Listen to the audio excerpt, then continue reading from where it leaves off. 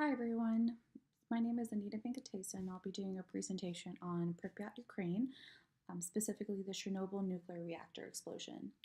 So the purpose of this presentation is to understand the aftermath effects of Chernobyl.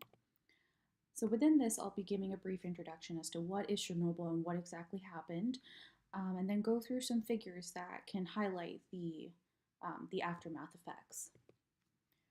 So just to give a brief background on Chernobyl, it happened on April 25th, 1986, and was the most serious nuclear power accident. Essentially, it happened because a nuclear reactor core was destroyed. This explosion released large amounts of radioactive materials, and around 115,000 people from the surrounding areas had to be evacuated.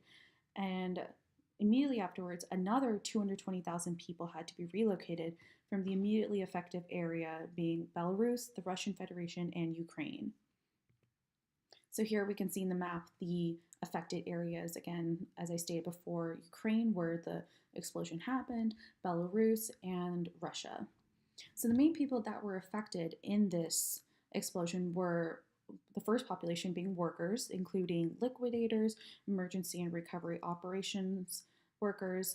So there were roughly 600,000, of whom 240,000 actually worked in the years 1986 to 1987, when the doses were the highest. The second population were inhabitants. These people were either evacuated or relocated from the contaminated areas. And as I mentioned before, 116,000 were evacuated from the immediate area, Belarus, Russia, and Ukraine, and then another 220,000 were relocated after 1986. And the third population that were affected were the inhabitants of contaminated areas that did not evacuate. So this was roughly 5 million people continue to live in these affected areas. So it's also important to note, with a nuclear reactive explosion like this, there's severe health consequences to consider. So among all these residents, there were roughly 6,000 cases of thyroid cancer reported up until 2005. This was seen mostly in children and adolescents who were exposed at the time of the incident. Not only were there cases of thyroid cancers and other physical problems, but also you have to consider the social and psychological damage that happens with a disaster this big. It was considered, the mental health impact of Chernobyl is considered to be the largest public health problem unleashed by the accident to date.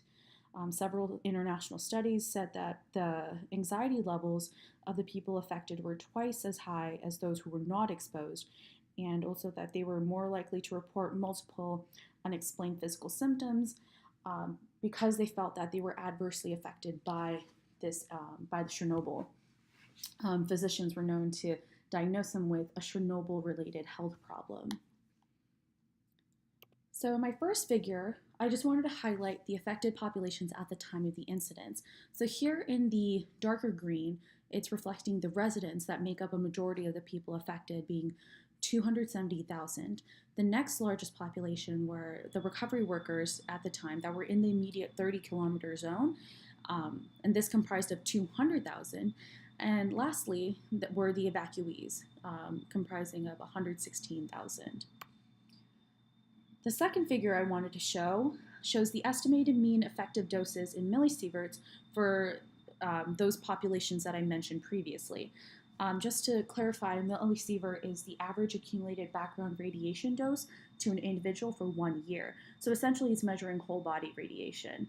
So this table, it's the radiation dose is accumulated over 20 years, and we can see it among the highest Chernobyl exposed populations. And just for reference, here on the bottom of the table, we're comparing it to typical medical procedures such as CT scans, mammograms, and chest x-rays. So you can see that the radiation exposure in these populations is considerably higher compared to like what you would have in a normal medical procedure. So the next figure, I wanted to talk about specifically the radiation exposure among the cleanup workers who were the most, who had the highest exposure. So this is over a 3-year period from 1986 to 1989. So we can see that within Ukraine, where the accident happened, not only do we see the highest population or number of cleanup workers, we also see the highest millisieverts exposure, which is shown in this line graph. And then the population or the number of workers is depicted by the actual bar graph.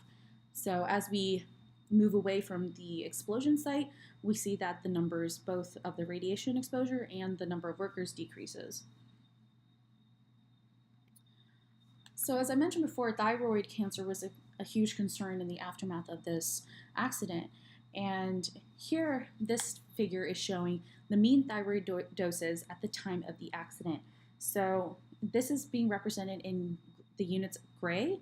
So gray is a unit of ionizing radiation in SI.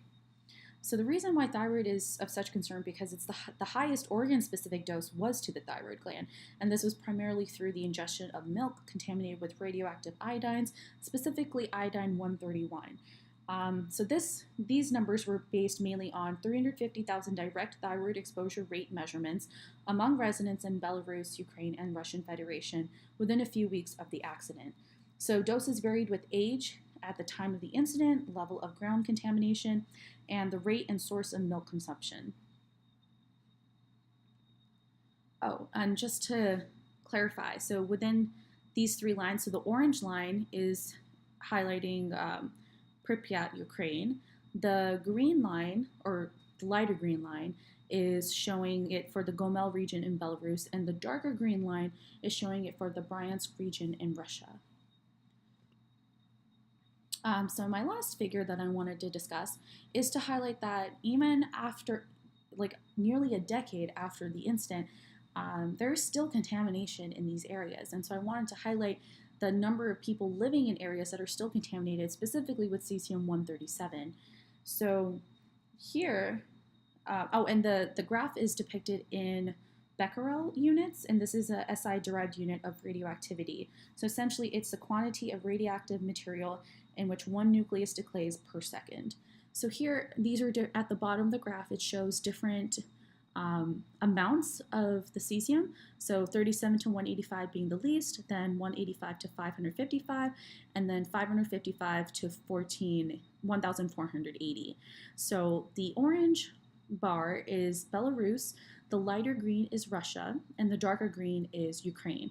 So we see that majority of the people are living at the lower dose, still high relative to the rest of the world, but at least not the maximum dose available. And then we can see that the number of inhabitants does go down as the dosage increases.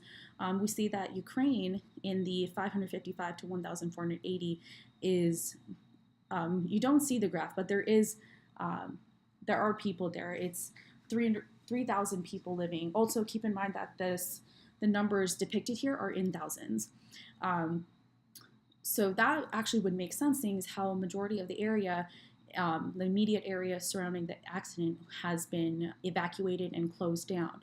So we would hope that there are not people still living there. But you can see that it has a drastic impact on people's lives, that they had to leave their homes because of this accident. And here are my references, and that concludes my presentation. Thank you so much for listening.